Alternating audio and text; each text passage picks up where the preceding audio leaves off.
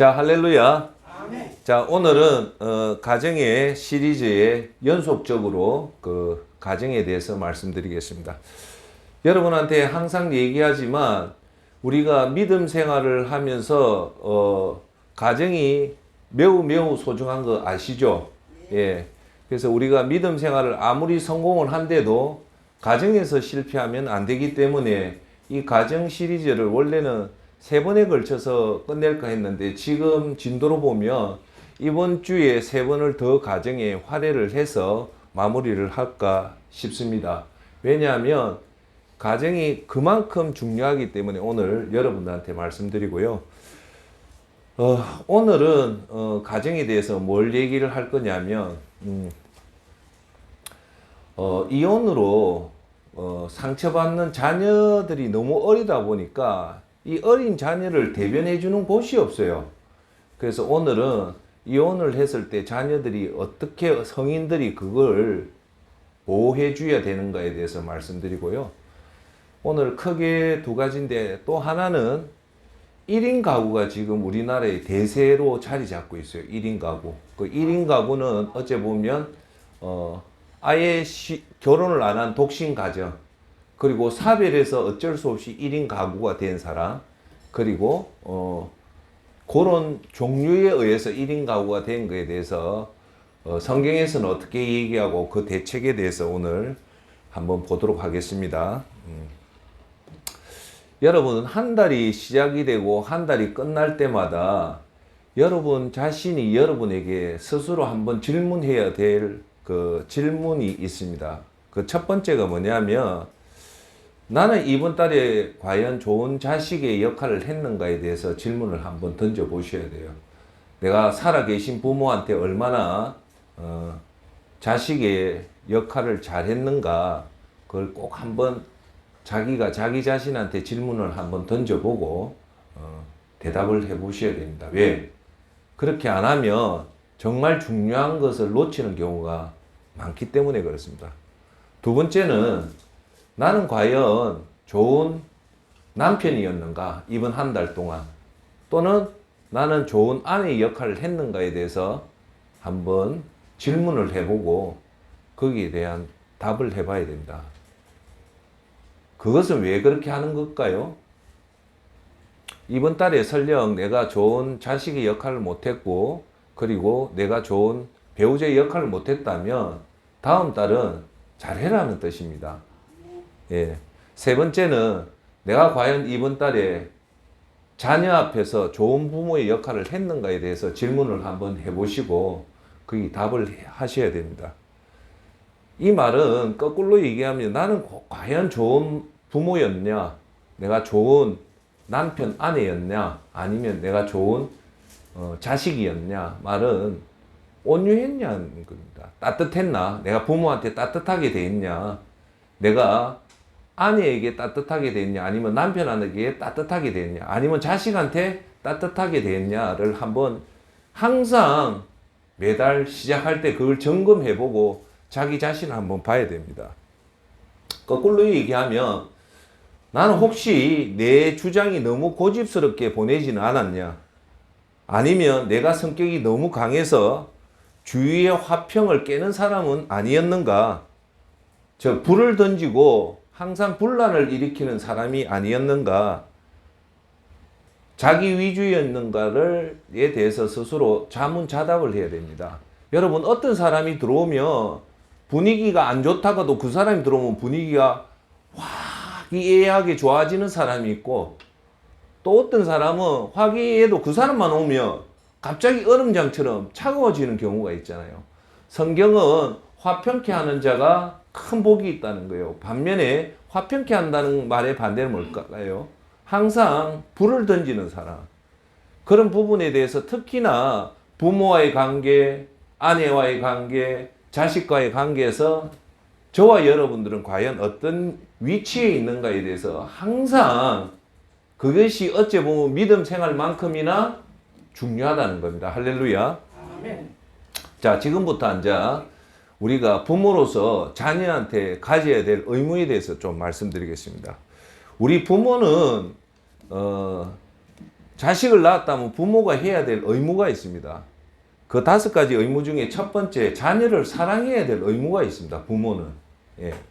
두 번째, 자녀가 성인으로 클 수 있을 때까지 자녀를 보호해야 될 부모의 의무가 있습니다. 세 번째, 자녀가 독립해서 나갈 수 있도록 교육을 시켜줄 의무가 있습니다. 충분하게 좋은 교육을 시켜줄 의무가 있단 말입니다. 네 번째, 자녀가 성인이 될 때까지, 독립이 될 때까지 자녀의 필요를 채워줄 의무가 부모한테는 있습니다. 끝으로 5번째, 자녀가 스스로 독립할 때까지 믿음이 성장할 수 있도록 믿음을 성장시킬 부모의 책임이 있다는 겁니다. 할렐루야.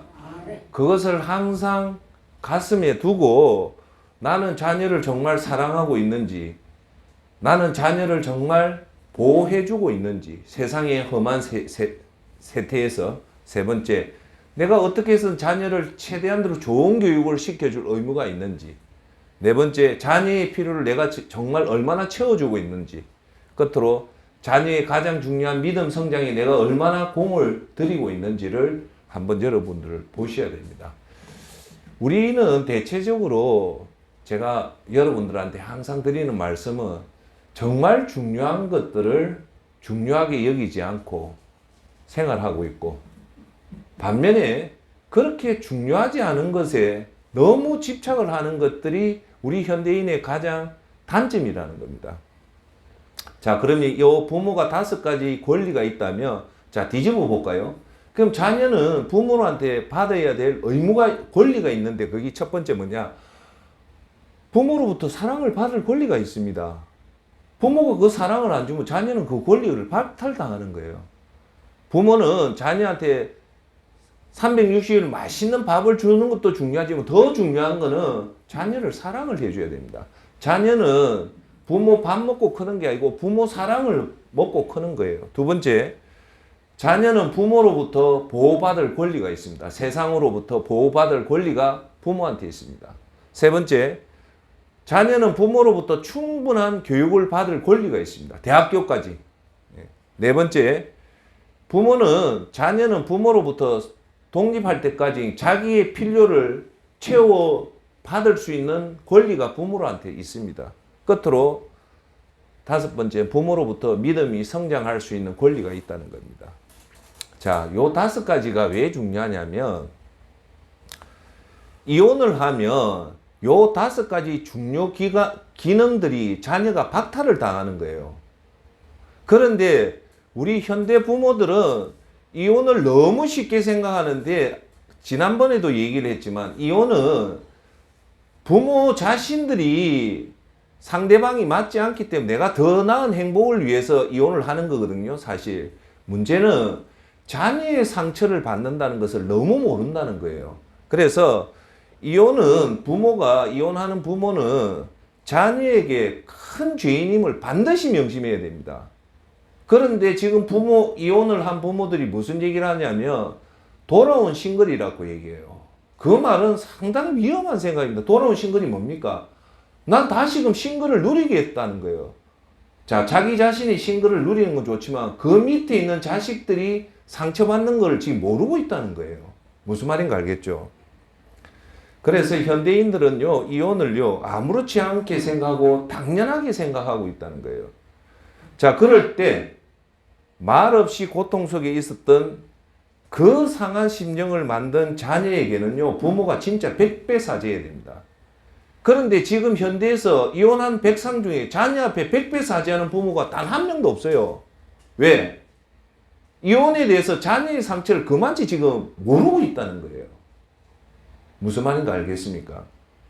그래서 어쩌면요, 자녀에게 평생 가는 충격을 준 죄인임을 부모들은 반드시 명심해야 됩니다.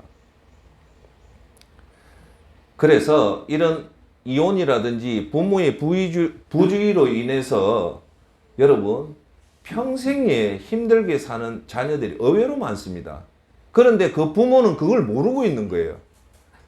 그래서 제가 여러분한테 오늘 말씀드린 거는, 부모가 자식을 낳았다면 어떤 경우든 자녀를 끝까지 끝까지 책임을 져야 됩니다. 그게 강한 부모의 책임감을 가져야 되는 거예요. 내가 부부와 만나서 결혼을 해서 자녀를 낳았다면 그 자녀가 여러분 자녀 교육이 과연 몇 세까지 필요할 것 같습니까? 자녀는요 죽을 때까지 부모가 보호해 줘야 됩니다. 여러분 그거 아십니까? 자녀는요 그 자녀가 죽을 때까지 부모가 그 자녀를 보호해 줘야 된다는 겁니다. 할렐루야. 아멘. 부모가 설령 극단적으로 이혼을 해도 자녀를요 양쪽 부모는요 지속적인 관심을 가지고 더 사랑해 줘야 되는 겁니다. 부부가 이혼을 했다고 이제 자식 내몰라라 한다면요 내 나중에 얘기해가지고 하나님한테 큰 죄 받습니다. 요런 이유가 뭐냐면 부모가 자식을 이혼하는 이유가 떡의 논리이기 때문이에요. 떡의 논리가 뭡니까? 돈의 논리라는 거예요. 신명기에서 말씀하잖아요. 사람은 떡으로만 사는 것이 아니라 하나님 말씀으로 산다는 거예요. 그래서 떡의 논리로 내가 이혼을 해서 내만 편하겠다고 해서 자녀를 버리면 절대 안 됩니다. 여러분 떡의 논리로 내 자녀가 내 생활에 걸거친다고 해서 자녀 버리면요 하나님은 그 사람 반드시 저주합니다. 그걸 지금 몰라서 그래요. 여러분 그거 아십니까? 제가 조금 했는데 짐승은요 절대 자식을 안 버립니다. 여러분 짐승이 그 새끼 버리는 짐승 봤어요? 짐승은 절대 자기 목숨을 바쳐도 새끼는 안 버립니다. 그런데요 아이러니하게도 유일하게 인간은 지 새끼를 버립니다. 그게 놀라운 사실입니다. 짐승은 지 새끼 하면 인간은 지 새끼를 버려요. 그런 지 새끼 버리는 하나님은요 절대 그대로 안 둡니다. 하나님은요 다시 한번 말씀드리면 죄 앞에서는요 불길 같은 분노를 하시는 게 하나님이고요. 하나님은 죄 앞에 엄중한 심판을 하시는 하나님입니다. 그걸 여러분들 반드시 명심해야 됩니다. 왜 부모가 자녀를 버리는 거 아닙니까?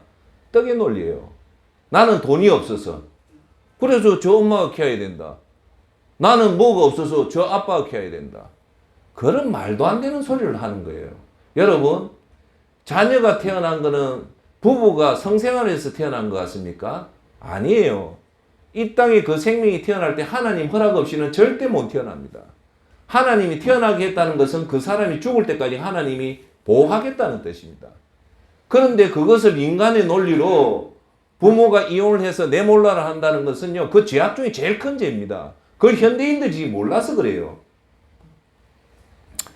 제가 오늘 조금 얘기를 할게요. 누구라고 말씀은 못 드리겠는데요. 우리나라에서 아주 유명한 그 가수예요. 오빠 가수가 있고 여동생 가수가 이름을 내가 못 밝히겠어요. 우리나라에서 너무너무 유명한 가수인데 이분이 지금 70세가 되었어요. 이분이 간증을 할 때 제가 참 가슴이 아팠어요. 뭘 가슴이 아팠냐? 이 오빠하고 동생이 있는데 미8군에서 노래를 부르고 있는데 어느 날 엄마 친구가 와서 하는 말이 야야 너 엄마 죽었다. 그래서 오늘부터 너가 이 아줌마하고 살아야 된다. 그 얘기를 하더랍니다. 갑자기 왔어. 그래 그 오빠하고 여동생이 그 처음에 엄마가 죽었다는 게 처음에는 믿기지는 않지만 믿어야 될 거 아닙니까? 자 여기 계신 여러분 어느 날 갑자기 엄마가 죽었다면 이 아들하고 딸이 믿겠습니까? 믿겠죠? 놀랐겠죠? 근데 요 동생, 오빠하고 동생이 나이가 40, 50이 되고 50, 60 되면 그 엄마가 진짜 죽었다고 생각할까요? 버렸다고 생각할게요? 당연하죠. 그 엄마가 못된 엄마라는 말입니다. 자식 키울 자신이 없으니까 엄마 친구 통해서 우리 저 아들하고 딸한테 가서 내 죽었다 얘기해라. 그러고 이 여자 뭐 했겠습니까? 쇠시집 갔을 거 아닙니까? 여러분 하나님이 안 계시면요 제가 항상 얘기하죠. 이 세상은요 단 하루도 못 움직입니다. 이 세상이 뭐 경찰력으로 아닙니다. 하나님의 공의와 정의가 있기 때문에 이 세상이 움직이는 거예요. 만약에 그런 사람이 가만히 있으면 하나님 심판 안 하면 이 세상이 바르게 될 것 같습니까? 내가 볼 때 그 오빠고 동생을 버렸던 그 여자요, 저주받았을 겁니다. 왜? 하나님이 살아 계시기 때문에 거짓하면요 하나님 절대 가만히 안 둡니다. 벌 주죠. 여러분들 자기 새끼 버려가지고 잘 사는 사람 없습니다. 그래서 그런 사람들을 알게 모르게 하나님이 심판을 하기 때문에 세상 사람이 함부로 못 사는 겁니다. 그런 사람들 심판 안 하면 이 세상이 엉망이 되는데, 예? 그래서 하나님 없이 사는 사람이 왜 하나님 없이 사냐면 내 죄를 마음대로 지을 수 있다고 생각하기 때문에 그런 겁니다. 할렐루야. 아멘. 하나님이 우리와 함께 계시고 하나님이 죄 앞에서는 엄중한 심판을 하시고 불같은 진노를 한다고 아는 저와 여러분들은 하나님 앞에 죄를 지을까요? 못 지을까요? 못 짓습니다. 절대. 특히나 자식을 버리는 천륜을 끊는 짓은요, 인간이 절대 해서는 안 되는 겁니다.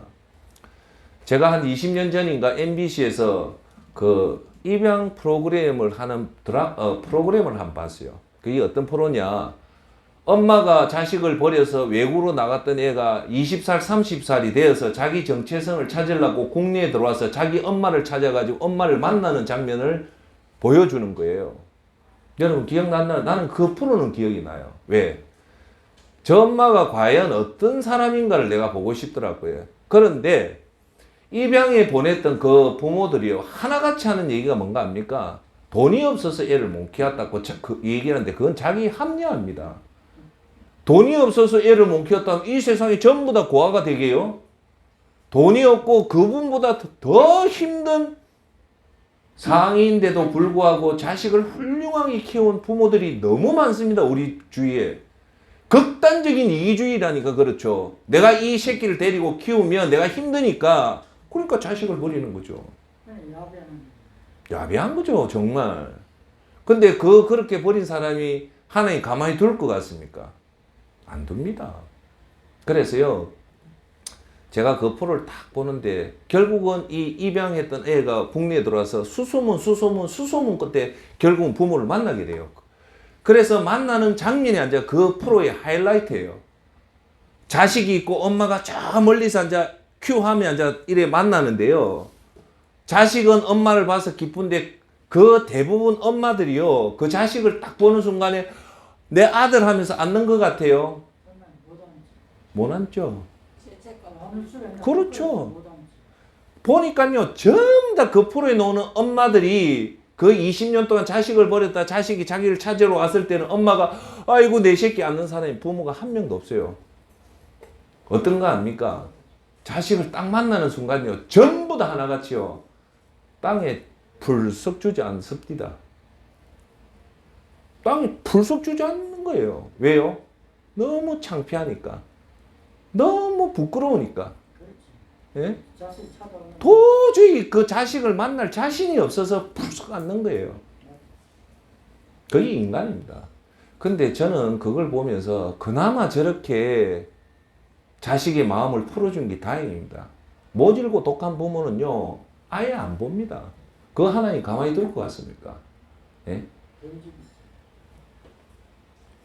여러분, 하나님을 알면 조금이라도 알면 이런지 못합니다. 여러분 시편 7장 12절에 무슨 말씀이 나오냐면요, 사람이 회개하지 아니하면 그가 그의 칼을 가심이여 그의 활을 이미 당기어 예비하셨도다라고 얘기합니다. 즉 쉽게 얘기하면 사람이 자기가 지은 죄를 회개하지 않으면 하나님은 두 가지를 준비하고 있답니다. 첫 번째, 칼을 갈고 있다는 거예요. 더 무서운 건 그 다음에 활을 이미 당기고 있다는 거예요. 아시겠습니까? 그래서 여러분들 절대 이혼을 하더라도 최대한으로 자녀에게 대한, 첫째, 이혼한 부모는 자녀에게 철저히 죄인이라고 생각해서 자녀가 성장할 때가 철저한 죄인으로서 자녀를 이혼하기 전보다도 더 애를 사랑 안 하면은 그 죄 반드시 받게 되어 있습니다. 아시겠어요? 그래서 세상 사람들은, 부부는 내가 잘 살기 위해서 결혼을 했다지만 성경은 그런 주의가 아닙니다. 성경은 결혼은 부부를 위해 있는 게 아니라 자식을 위해 있는 게 부부라고 명확하게 있기 때문에 설령 이혼을 안 하는 것이 가장 좋고, 이혼을 하더라도 그 자녀의 케어와 그 자녀의 사랑과 그 자녀의 관심과 그 자녀의 도움은 지속적으로 끝까지 죄인의 심정으로 해야지, 뭐 이혼을 했다고 거기 돌아온 싱글이라고 지 마음대로 사는 거는요, 그 나중에 봐보십시오. 똑바로 사는 사람 전혀 없습니다. 그러니까 여러분들이 항상 그 마음을 두시고, 우리의 시각은 하나님 앞에 있고, 우리의 시각은 항상 자녀의 눈을 맞춰줘야 된다는 겁니다. 할렐루야. 하나님이 왜 우리에게 축복을 줄까요? 그 축복을 받아서 네가 술 먹고 골프 치고 바람 피고 해놓고 주는 게 아니에요.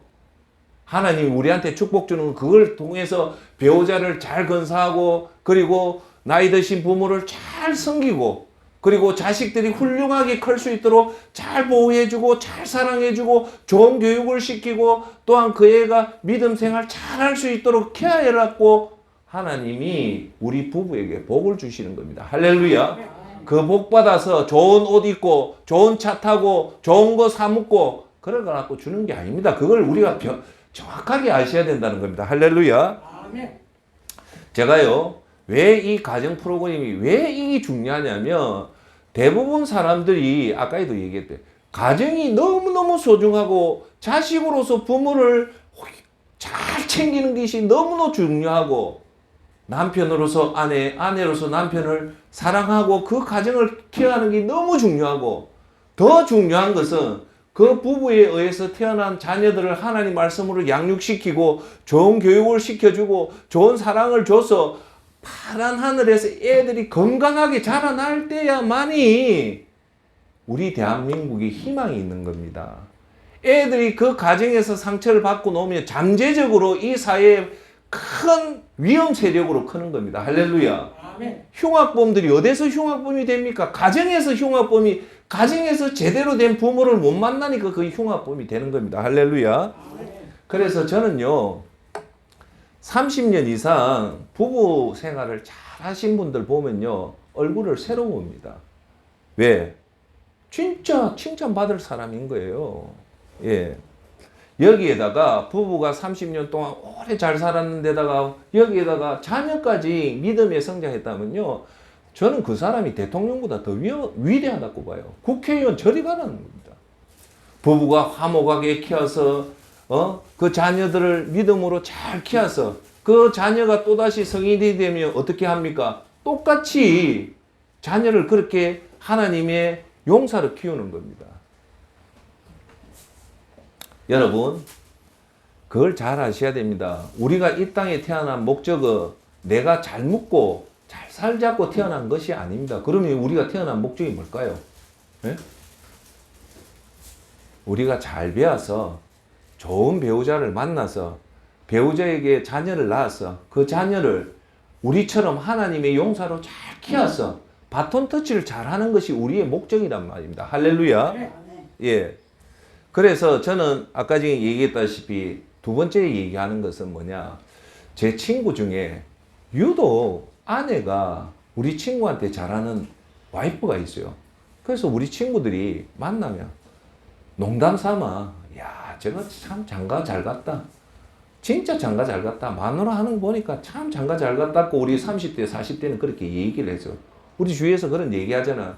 저 인간 참 장가 잘 갔다, 마누라 잘 만났다 했는데 50대에 와서 보니까 사실은 그 아가 장가 잘 간 게 아니고요, 그 애가 좋은 남편의 역할을 한 거예요. 우리는 그걸 몰란 거예요. 즉 마태복음 7장 12절에 뭐라고 나와있냐면, 무엇이든지 남에게 대접받고자 하는 대로 너희도 남을 대접하라. 이것이 율법이요 선지자니라. 즉 무슨 말이냐면, 내가 한 모습이 그대로 투영돼서 온다는 거예요. 우리는 30대 40대 그 친구는 개판으로 놀면서 마누라가 잘한 줄 알았는데 지금 와서 보니까 그게 아니고, 이 우리 친구가 입에 혀같이 아내한테 잘해줬기 때문에 아내가 친구한테 잘해줬다는 거예요. 친구가 지 마음대로 살았으면 대한민국 어떤 여자가 잘해줄 여자가 어디 있습니까? 그걸 이제서야 알겠다라는 겁니다. 즉 유독 아내한테 잘하는 남편은 남편이 잘한 게 아니라 그 이면에 누가 있었다? 잘하는 아내가 있었기 때문에 잘하는 남편이 있는 거고, 아내가 유독 남편에게 잘한다는 것은 남편이 보이지 않게 아내를 잘했기 때문에 그렇다는 겁니다. 할렐루야. 자, 그러면 거꾸로 얘기해 볼까요? 유독 아내가 남편한테 잘못한다는 것은 그 원인이 어디에 있다? 그 남편한테 있다고 보면 정확합니다.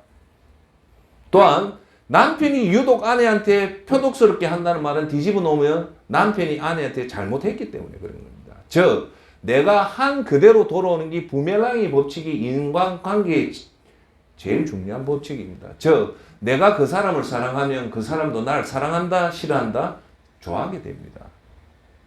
자, 그러면 유독 그 사람이 누군가 나를 싫어한다는 말은 뭘까요? 정답은요, 여기 계신 여러분이 그 사람을 싫어하면요, 그 사람도 여러분 싫어하게 되어 있습니다. 착각하지 마세요. 내가 그 사람을 안 사랑하는 이상 그 사람도 절대 내한테 사랑을 안 줍니다. 그 사람이 나한테 잘해준다는 말은 뭘까요? 내가 그 사람한테 잘해줬다는 거예요. 그게 정확합니다. 그래서 여러분들, 내 아내가, 내 남편이, 내 자식들이 나에 대해 불만이 있다는 것은 내한테 잘못하게 있다는 그 원인이 누구한테 있다? 내한테 있다고 보면 됩니다. 그러니까 30년, 40년, 50년, 60년 유독 회로를 잘했던 부모의 비결이 뭐랬습니까? 상대방을 불쌍히 여겼다 했잖아요. 불쌍히 여겼다는 말은 뭐냐? 상대방에 그렇게 맞춰줬다는 거예요. 불쌍히 여기는 사람이 어떻게 상대방 배우자한테 함부로 말을 하고 함부로 행동을 하겠습니까? 예? 할렐루야. 예. 그래서 우리가 이 가정을 내가 오늘 지금 얘기한 거 지난 세 번에 빠져놓았던 중요한 것을 지금 다시 언급을 하거든요. 여러분들, 이 세상에서 제일 중요한 것이 뭐냐고 하면 교회도 맞지만 교회보다 가정이 훨씬 더 중요합니다. 가정이 건강한 믿음도 자라는 모든 사람의 핵심은 이 가정에 놓는데요. 이 가정을 할 때 반드시 여러분 체크해야 될 세 가지 화가 있습니다. 따라서 3화. 세 가지 화. 첫째, 따라합시다. 화목. 가정은 화목해야 됩니다. 둘째, 화합. 셋째, 화평. 요 세 가지가 최고의 가정을 만드는 기준이 첫째, 화목한 가정, 두 번째, 화합된 가정, 세 번째, 화평된 가정입니다. 그래서 우리 돌아가신 어르신이 저희 집 가문을 뭐라 했냐? 가하만사성이라고 했어요. 가하만사성이 뭡니까? 가정이 화목하면 모든 만 가지 일이 다 이루어진다는 말이거든요. 그래서 오늘 여러분들이 생각할 때 내 가정은 과연 화목한가? 집안에 가면 항상 서로가 서로 웃음이 넘치는 과정이요. 여러분들 가만히 있다고 그래야 될까요? 아니에요. 노력해야 됩니다. 내가 희생하고 내가 이 가정이 너무너무 중요하니까 내가 아버지로서 아내로서 그 감정을 사귀고 자식들을 위해서 웃고 부모를 위해서 웃고 그렇게 얘기하잖아요. 자공이요. 공자한테 그 얘기를 했대요. 어떻게 하면 부모한테 가장 효도를 잘할까? 공자가 그 말을 했답니다. 부모한테 효도를 못하면 웃으면 반이라도 효도하는 거다. 왜? 부모한테 가서 매일 부모한테 인사를 하고 일주일에 한 번씩 갈 때 부모한테 자식이 웃으면요. 부모는요. 걱정을 안 합니다. 자식이 웃는데 부모가 걱정하겠습니까? 그러니까 부모 앞에서 항상 웃고 화목한 얼굴이 그만치 중요하다는 얘기입니다. 할렐루야. 그래서 우리가 항상 화목에 힘을 써야 되고 가족끼리 화합되는 힘이 중요하고요. 그리고 집안에 항상 화평한 가정을 만드는 것을 저와 여러분들이 목표로 해야 됩니다. 할렐루야. 여러분, 10계명 중에 제일 중요한 계명이 하나님 외에 다른 신을 섬기지 마라. 우상을 섬기지 마라. 하나님의 이름을 망령되이 일컫지 마라. 안식일을 거룩히 지켜라. 이 4계명이 하나님 관계죠. 5계명이 뭡니까? 제일 중요한 내 부모를 공경하라잖아요. 그러니까 인간 계명에서 제일 중요한 건 부모예요. 근데 6번째 계명 살인하지 마라. 7번째 계명 간음하지 마라. 8번째 계명 도둑질하지 마라. 9번째 계명 위정하지 마라. 10번째 계명 이웃 것을 탐하지 마라. 요 6가지 계명이 다 사랑과의 관계잖아요. 그쵸? 근데 이 6가지를요 한마디로 얘기하면 뭐냐? 전부 다 가정을 공격하는 거예요. 부모를 공격하지 않은 가정을 공격하는 거고, 살인하면 그 가정의 가장이 죽는 거잖아요. 간음을 한다는 건 그 가정을 공격하는 거고, 도적질하는 건 그 가정의 물건을 빼앗는 거고, 9번째 위정한다는 그 가정의 가정을 누명을 씌우는 거고, 10번째 이웃을 탐한다는 건 상대방의 이웃을 파괴하는 거잖아요. 자, 그러면 요 6가지 계명은 가정을 공격한다는 것은 이게 뭐냐? 하나님이 그대로 가만히 안 있는다는 거예요. 그래서 여러분들이 어떻게 해서든 다른 사람의 가정을 절대 공격하면 안 된다는 것을 여러분 반드시 아시길 바랍니다. 할렐루야.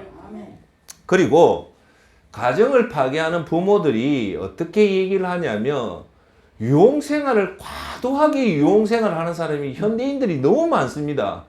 가정에 해를 끼칠 정도로 술을 마시고 골프를 치고 바람을 피고 하는 사람들의 얘기를 들어보면 자식이 자신을 합리화시켜요.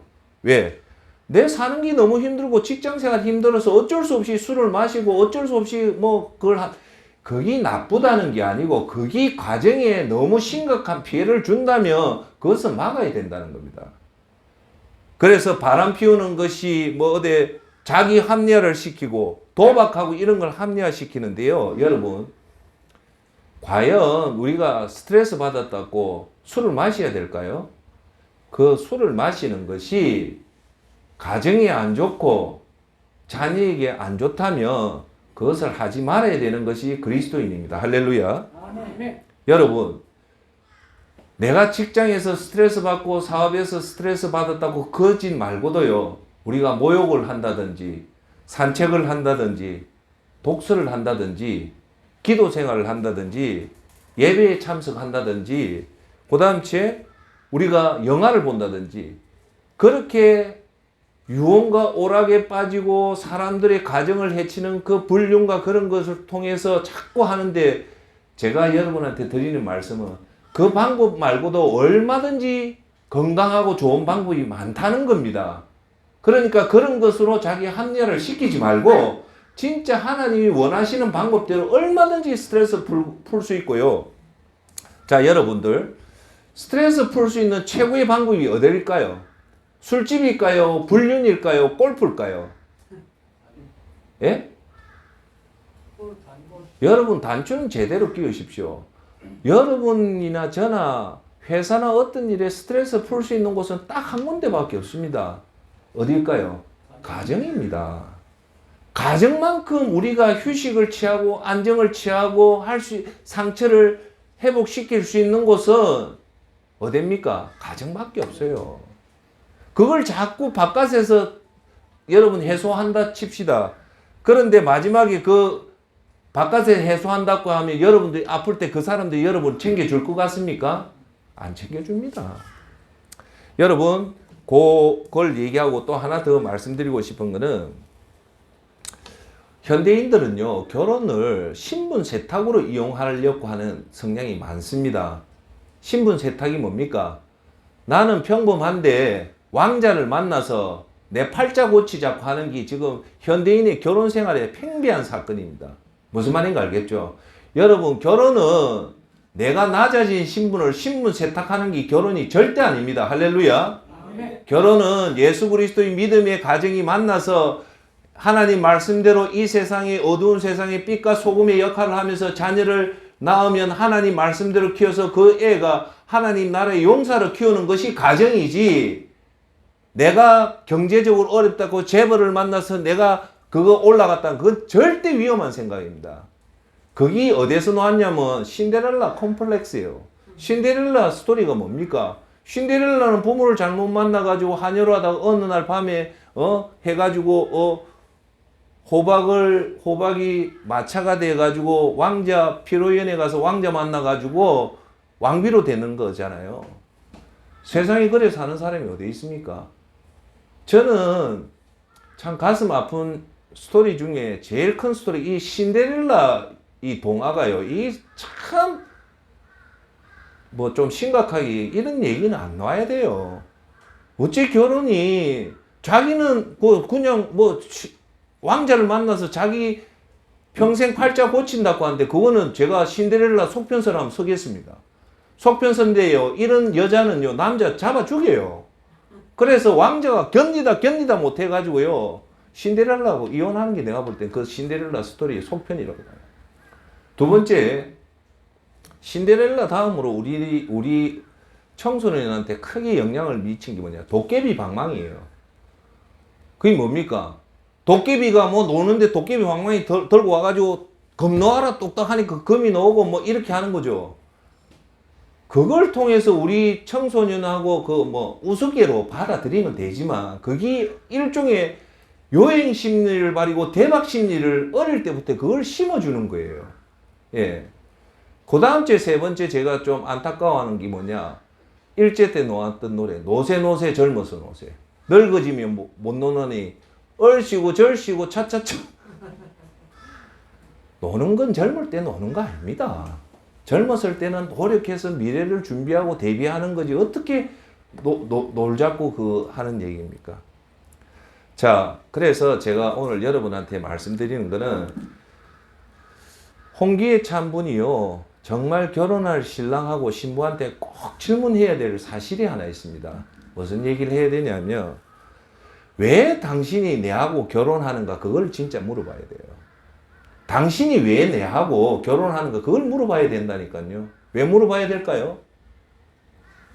그걸 물어보면 이 남자가 이 여자가 왜 내하고 결혼하는가를 보면 나는 당신이 수용성이 좋았고 성실하고 부지런하고 그런 마음이 착하다면 그거는 결혼해도 위험하지가 않습니다. 그런데 이 남자가 이 여자가 결혼하는 목적이 이 여자의 재산을 본다든지 이 남자의 재산을 보고 결혼한다면 그건 위험하다는 거예요. 그런 사람 만나면요. 잘 키운 자식 팔자 망칩니다. 인생 망치게 만들어요. 여러분 제가 아까 얘기했잖아요. 30년에서 길게 70년 동안 해로하는 부부들은요. 그 사람들이 참을성이 없어서 못 참았을까요? 자식을 보고 참고 왔기 때문에 우리가 박수 치는 거예요. 그런데요. 이혼은요. 제가 그때도 얘기했다 아닙니까? 두 개가 딱딱하면 이혼이 돼요. 무슨 말인가 알겠죠? 박수도 둘 다 딱딱하면 되는데 둘 중에 한 사람이 부드러우면 이 소리가 안 나잖아요. 그런데 제가 여러분 하나 조금 말씀드리고 싶은 거는 이혼하는 부부를 자세히 들여다보면요. 한쪽이 또라이가 있습니다. 반사회적인 인물이 반드시 있어요. 그래서 정상적인 사람이 도저히 못 견뎌서 이혼하는 첫 이혼이 그런 경우가 많습니다. 둘 다 또라이면 아예 결혼도 안 하고요. 결혼을 했는데 한 사람이 속고 결혼한 거예요. 그런데 두 사람이요 정상적이면 거의 이혼을 안 합니다. 서로 참고 견뎌요. 그런데 둘 중에 하나가 반사회적인 인물이 있어서 정상적인 사람이 못 견뎌서 첫 이혼하는 경우가 많습니다. 무슨 말인가 알겠죠? 예. 그래서 제가 여러분한테 말씀드린 거는 배우자들이 여러분들이 며느리를 본다 사이를 볼 때요. 첫째, 조금 조심해야 될 게 그 애가 어떤 대학이 나왔다. 그 애가 어떤 재산이 있다. 여러분 한번 얘기해 볼까요? 제가 얘기하잖아요. 우리나라 사람들이 세 가지 오해를 하고 있다. 첫째, 부자가 많은 줄 아는데 제가 금융권에 있어요. 부자는 전 국민의 1%도 안 됩니다. 그래서 이런 얘기 많이 합니다. 저 집안이 부자인 줄 가보니까 순 사기꾼이란 얘기가 심심찮게 많이 들립니다. 그거는 동양에서 뿐만 아니라 서양도 그런 말 해요. 정말 그 집이 금인지 금을 가진 집안이면 확인해봐라. 그 끝에 뭐라? 그럼 대부분 금이 아니고 굴이라는 말이 많습니다. 우리가 봐서 그 집안이 부자라고 해도 실세 가보면 부자가 아닌 집안이 너무 많다는 거예요. 그러니까 당신이 진짜 부자하고 결혼하고 싶다면 진짜 그 사람이 진짜 순재산이 얼마인가 정확하게 보고 가면 안 속는다는 거예요. 그러니까 저와 여러분들이 부자하고 결혼할 확률은 억수로 적습니다. 왜? 부자가 1%밖에 안 되기 때문에. 할렐루야. 예. 그래서 여러분들이 제가 강조하는 게 뭡니까? 그 사람이 재산을 보지 말고 품성을 바랬죠. 그래서 제가 한 7가지를 얘기를 할게요. 첫째, 자기 주장이 강하면 위험합니다. 세상은 자기 혼자 사는 것이 아니기 때문에 유독 자기 주장이 강한 사람은 배우자라서 조금 위험하다고 보시면 돼요. 두 번째, 고집이 센 사람도 좋은 것 절대 아닙니다. 성경에서는 고집 생기 죄악 중에 하나라는 거예요. 특히 고집 센 사람은요, 그 주위가 다 죽어요. 그래서 혹시 여러분 성격이 남자든 여자든 고집 세면 이왕이면 멀리 하는 게 제일 좋습니다. 그러면 그 주위가 다 죽어요. 세 번째, 화를 잘 내는 건 절대 좋은 게 아닙니다. 불쑥불쑥 화 잘 내는 사람 있죠. 특징이 뭐냐? 교만한 사람이 화를 잘 내요. 교만한 사람, 여러분 배우자 해가 좋은 거 절대 없습니다. 네 번째, 술을 유독 좋아하는 사람도 조심해야 됩니다. 술을 어느 정도는 하지만 술을 좋아하면요, 그 절대 좋은 거 아닙니다. 다섯 번째, 도박 좋아하면 뒤도 보지 말고 돌아서십시오. 집안 완전히 죽이빕니다. 주식보다 더 위험한 게 도박입니다. 마약보다 더 위험한 게 도박이. 이 사람이, 이 남자나 이 여자나 도박기가 있다면 아예 돌아서는 게 제일 좋습니다. 여섯 번째, 우리나라 은행의 적금 보통 1년에서 2년인데요. 이 남자나 여자는 적금이어서 만기까지 몇 번 가봤냐 물어봐가지고 만기까지 한 번도 안 했다면 일단 안 보는 게 좋습니다. 왜? 인생은 인내심인데 1년짜리 은행 적금조차 만기에 못 찾았다면 좀 문제가 있다고 보는 게 정확합니다. 일곱 번째, 과도하게 유흥을 즐기고 오락을 즐기는 사람은 안 좋습니다. 집안 밖에 나가서 노는 사람이 많아요. 끝으로 여덟 번째, 폭력 성향이 의외로 강한 사람은 피하는 게 좋습니다. 할렐루야. 그래서 요 여덟 가지 다시 한 번 더 얘기하면 자기 주장이 강하고 고집이 세고 화를 잘 내고 술을 즐겨 마시고 도박 좋아하고 적금 만기 한 번도 못 가보고 유흥과 오락을 과도하게 즐기고 폭력 성향이 강하면요, 요 사람은 혼자 사는 게 딱 좋습니다. 결혼하면요, 너무 남 신세 조집입니다. 진짜 조지게 만듭니다. 그래서 요런 부분들을 유심히 보는 거지, 그 사람이 돈이 많고 어떤 환경이 놓았다는 것도 중요하지만 그것보다 훨씬 더 중요한 건 사람의 품성은 잘 안 바뀝니다. 그때 가급적이면 따뜻한 사람, 온유한 사람, 정직한 사람, 성실한 사람, 경건하게 사는 사람, 정결하게 사는 사람, 질서정연한 사람 잡으면 그 명품 남정과 분명합니다. 그 다음 하나 여러분한테 조금 말씀드리고 싶은 거는 뭐냐면, 제가 지난번에 얘기한 데 아내나 남편, 특히 자식들이 제일 듣고 싶어하는 말이 뭐냐면 부모한테 나는 너를 믿는다라고 얘기했잖아요. 그렇죠? 기억나죠? 여러분이 지금 90평생 살아오면서 타인들이나 부모한테 믿는다는 소리를 과연 몇 번 들어봤을 것 같습니까? 인간이요, 다른 사람한테 나는 너를 믿는다, 나는 하수동 씨를 믿는다, 이 소리는요, 죽을 때까지 10번도 채 못 듣습니다. 즉, 믿는다는 말은 언어 생활의 최고의 언어입니다. 어떤 경우는 사람이 단 한 번도 믿는다는 소리 못 듣고 죽는 사람 많습니다. 그 믿는다 말하는데 돈이 듭니까? 돈 안 들죠? 그래서 특히나 자녀가 저 애가 문제가 있다면 그 자녀한테 제일 좋은 축복의 말은 따라합시다. 아버지는 너를 믿는다. 이 말이 제일 좋은 말입니다. 왜? 자녀는, 특히나 자녀가 공부를 못하고 한 아들은 평생 어느 누구한테 믿는다는 소리 들어볼 기회가 없습니다. 이 믿는다는 소리는 딱 한 군데밖에 들을 기회가 없어요. 거기가 어딜까요? 부모입니다. 무슨 말인가 알겠어요? 그래서 부모가 역할이 너무너무 중요하다는 거예요. 아시겠습니까? 그 다음 제가 여러분한테 중요한 거는 성공적인 가정을 이끌 때 반드시 하지 말아야 될 게 하나 딱 있습니다. 요것만 딱 기억하면 돼요. 뭐냐? 따라합시다. 절대 비교하지 말자. 이거 하면 죽습니다. 다 죽어요. 여러분들 자녀 망치고 싶고 부부관계 망치고 싶고 가정 망치고 싶다면 비교하십시오. 무슨 말인지 알겠어요? 절대 비교하지 마십시오. 부모는 다른 부모하고 비교하지 말고, 남편은 다른 남편과 비교하지 말고, 아내는 다른 남편과 비교하지 말고, 자식은 다른 자식과 비교 절대 하지 마십시오. 사람은 전부 다 자기 태어난 고유의 성격이 있기 때문에 그것을 인정해주고 칭찬을 해줘야지. 제가 여러분한테 말씀드리죠. 사람은요, 단점을 지적하면 바뀔 것 같습니까? 안 바뀝니다. 어찌 되는 거 아세요? 더 속으로 분노가 차오릅니다. 자꾸 바꾸라 하죠. 그러면 부모가 네 임마 술 좀 끊어라 하면 나중에 어찌하는 겁니까? 자식도 속에서 욱하고 올라옵니다. 그럼 뭐라는 겁니까? 니는 잘하나 그럽니다. 사람 털어가 먼지 안 날 사람 있는 줄 압니까? 예? 사람은요 절대 눌러가 되는 게 아닙니다. 그래서 자식이 조금 못하는 것은 그냥 안아주고 그 자식을 자세히 보면 잘하는 게 있단 말입니다. 예. 그 잘하는 것을 따라합시다. 격려하고 위로하자.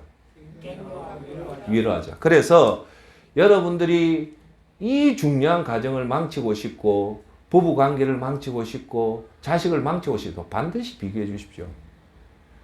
옆집에 아는 저래 공부하는데 니는 뭐하노? 그 소리가 제일 못된 소리입니다. 옆집에 남편은 저렇게 돈을 잘 버는데 당신 뭐하요? 그럼 속은 뭐 니는 뭐하는데? 그 소리 안 할 것 같습니까? 너무 집 아버지는 이렇게 돈 많은데 아버지는 뭐하요? 그거는 가정 망치는 겁니다. 절대 비교하면 안 됩니다. 그러면 여러분들이 가정을 살리고 자녀를 살리고 부모를 살리고 자식을 살리는 건 요 세 가지만 명심하십시오. 첫 번째 하지 말아야 될 건 뭐라고요? 뭐 하지 말았습니까? 비교하지 마라. 절대 비교하지 마십시오. 그러면 비교하는 지는 잘합니까? 그렇게 넌 남편 얘기하고 넌 아내 하는 그 인간이 똑똑한 인간 아무도 없어요. 지는 개판을 하면서 상대방을 잡아지기려고 하는 거죠. 진짜요. 좋은 배우자하고 좋은 아내는 절대 비교 안 합니다. 그냥 자기가 변하려고 하는 거죠. 비교하지 말고 성공하려면 요 세 가지입니다. 첫째, 믿음을 가지고요. 두 번째, 감사하고요. 세 번째, 사랑한다는 말보다 행동으로 보이십시오. 요 세 가지만 하면 돼요. 첫째 뭐라고요? 믿음을 줘라. 예. 최고의 신뢰감은 제가 얘기했잖아요. 나는 당신을 사랑한다는 말보다 훨씬 더 중요한 말은 뭐냐? 나는 당신을 믿어요. 현대 부부는 사랑을 주고 못 받아서 괴로운 게 아니라 못 믿기 때문에 괴로운 거예요. 남편을 믿어보십시오. 아내를 믿어보면 내가 편해요. 그래서 우리가 가정을 살리고 부모를 살리고 배우자를 살리고 자식을 살리는 제일 첫 번째는 뭐냐? 믿는다. 꼭 얘기합시다. 믿는다. 예. 두 번째는 뭐냐면 감사합니다. 감사. 예. 여러분 이 세상에 당연한 건 절대 없습니다. 내가 감사는 여기 여러분한테 너무너무 많은 얘기가 있겠지만 요약해보면 첫째, 감사는요 깨달음입니다. 뭔 깨달음은요 죽을 때까지 감사 못합니다. 감사의 최고의 적이 뭔가 합니까? 당연한 겁니다. 부모가요 당연하다 생각하면 부모가 허리 꼬아주고 자기 인생을 다 바쳐도요 자식은 감사하다는 소리 안 합니다. 왜? 깨닫지 못하니 당연하다 생각합니다. 우리가 당연한 것 중에 제일 당연한 게 아내가 밥을 해주는 걸 남편들이 당연하게 생각해요. 그게 당연합니까? 아닙니다. 그래서 밥을 식사하면 꼭 아내한테 여보 참 밥 잘 먹었다 이렇게 하는 것이 진짜예요. 그리고 남편이 밖에서 돈 벌어오는 게 그게 당연합니까? 아니에요. 그래서 남편이 돈 벌어오면 여보 정말 수고했다 그 표시를 하는 것이 제일 좋아요. 할렐루야. 아멘. 그래서 우리는 어떻게 해서든 당연한 건 없다. 자식이 이래 커주는 게 당연합니까? 우리 부모하죠. 내가 니한테 뭐 이렇게 잘해줬기 때문에 너 자식이 잘 됐다. 그런 거 없어요. 자식이 잘 커져도 당연하게 생각하면 안 됩니다. 자, 그 다음 째. 여러분들, 부모하고 남편하고 아내가 정말 지혜로운 거는 뭐냐면요. 그 사람의 장점을 보고 격려하고 위로해주는 사람이 제일 뛰어난 사람입니다. 여러분 에디슨이 그 위대한 에디슨 뒤에 누가 있었는가 합니까? 그 엄마가 있었어요. 에디슨은요 완전히 저학년인데 다 팽개칠 때 그 엄마가 그 아를 위로하고 격려해서 했습니다. 알버트 아인슈타인도요 학교에서 쫓아냈어요. 저 진짜입니다. 도저히 이 아는 학습 수행할 능력이 없다고 쫓아보냈는데 그 엄마가 똑똑한 거예요. 아무리 봐도 우리 아들은 이렇게 바보가 아닌데 싶어서 아인슈타인을 격려하고 위로했는데 아인슈타인이요 어느 대학교 시험을 쳤을 때 다 낙제를 받았는데 수학 문제를 희한하게 푸는데 그건 하늘이 도와서 천재 교수가 아인슈타인 수학 답안지를 본 거예요. 일반 교수가 봤다면 그거 버렸어요. 천재 교수가 이걸 딱 보니까 이거는 있을 수 없는 천재가 글을 쓴 거예요. 그래서 아인슈타인이 나온 거예요. 여러분, 제너럴 일렉트릭 잭 웰치가요, 어떻게 해서 그 세계적인 최고의 CEO가 된 거 아닙니까? 그 사람은요, 말을 너무 더듬어가지고 학교에서도 전응하라고 했는데 그 엄마가 똑똑해서 그 애를 뭐라 얘기했냐, 그 유명한 말을 했어요. 웰치야, 너가 말 더듬는 것은 너 생각이 너무 빨라서 네 입이 못 따라가기 때문에 네가 말을 더듬는다고 그 잭 웰치한테 해서, 잭 웰치가 20세기 최고의 CEO라면 잭 웰치를 꼽습니다. 여러분, 사람은 다 단점이 있습니다. 정말 지혜롭고 똑똑한 분은 그 단점을 무시하고 뭘 보냐? 장점을 보고 따라합시다. 칭찬보다 격려, 위로. 여러분, 성경에는요, 칭찬을 크게 중요하게 안 여기지만 반면에 뭘 아주 크게 하는 거 아닙니까? 사도 바울 선생은 어느 교회 가도 반드시 칭찬보다 격려와 위로를 했습니다. 할렐루야. 격려와 위로는 계속 그것을 잘 해놨고 치주는 박수예요. 그래서 여러분들이 자녀가 잘 되고 남편이 잘 되고 아내를 잘 되려면 자세히 봐서 저희가 뭘 잘하는가 장점을 보고 격려하고 위로해 주는 것이 제일 좋은 부모예요. 반면에 제일 무식한 부모가 뭐냐? 자식 단점, 사람들도 모르는 자식 단점 지가 봐서 그걸 희비 파는 부모, 그런 무식한 부모가 우리 주위에 너무 많습니다. 자식은요, 단점 부모가 안아주세요. 안아주고 자식의 장점만 개발해주면 자식하고 남편하고 아내는 반드시 큽니다. 시간이 돼서 내가 마지막으로 한마디만 하고 마칠게요. 오늘도 시간이 많이 갔는데 내일 이제 두 가지 한데 뭐냐, 스포츠 세계에서요 제일 오랫동안 세계 재팬 스포츠가 하나 있습니다. 우리나라 한국 양궁은요 12연패지만요 요 스포츠는 독보적으로 못 따라옵니다. 그게 뭐냐, 중국 탁구입니다. 중국 탁구는 지금 세계 1인자에서 한 번도 놓친 적이 없습니다. 40년 동안, 60년 동안 중국 탁구 아성을 무너뜨린 나라가 없어요. 우리나라 한국 양궁도 중국 탁구에 비하면 세 발의 피입니다. 중국 탁구는요, 지금까지 어느 나라도 중국 탁구를 무너뜨린 적이 없어요. 뭔가 특이하죠. 중국이요, 왜 세계에 제패하는 이 강력한 탁구를 했는가 합니까? 그 원인을 분석해 보니까 중국의 훈련법이 있더라는 거예요. 중국 탁구의 세계 탁구를 제패했던 것은 지금부터 60년 동안 한 가지 전술밖에 없어요. 중국 탁구의 최대의 강점은 전진속공입니다. 즉 테이블 앞에 바짝 붙여서 바로 때리는 거예요. 전진속공입니다. 즉 공격 위주의 탁구를 치는 게 중국 탁구인데 그게 전진속공이에요. 중국은 절대 수비를 안 해요. 그런데 중국 탁구의 훈련법은 뭐가 있냐? 중국 탁구는요, 반만 모으면요, 자기 약점의 훈련을 절대 안 합니다. 백핸드 훈련, 약한 건 절대 안 합니다. 무슨 훈련만 할까요? 자기 강점만 훈련시키는 거예요. 무슨 말인지 알겠죠? 여기서 우리가 배울 수 있는 중요한 교훈은 이겁니다. 사람은요, 단점을 보완시키는 훈련보다 장점을 개발하는 게 훨씬 더 효율적이고 효과적이라는 겁니다. 할렐루야. 즉 여러분들의 자녀들을 단점을 자꾸 지적해서 그 단점을 커버하는 것보다는 단점을 무시하고 중국 탁구처럼 전진속공, 공격만 계속 그 장점을 개발했더만 중국 탁구가 60년 동안 세계 1위의 아성을 절대 못 무너뜨린다는 거 아닙니까? 할렐루야. 결론은 이 중국 훈련법을 통해서 우리가 배울 수 있는 것은 사람들에게 어느 누구나 저와 여러분에게 다 단점이 있어요. 근데 그 부모가 그 단점을 제일 잘 보는 게 부모죠. 그 부모는 지혜로운 부모, 어리숙한 부모는 항상 그 애 보고 그 단점을 지적해서 애가 안 그래도 아픈데 더 아프게 만들어서 애가 영원히 못 일어나는 경우가 너무 많습니다.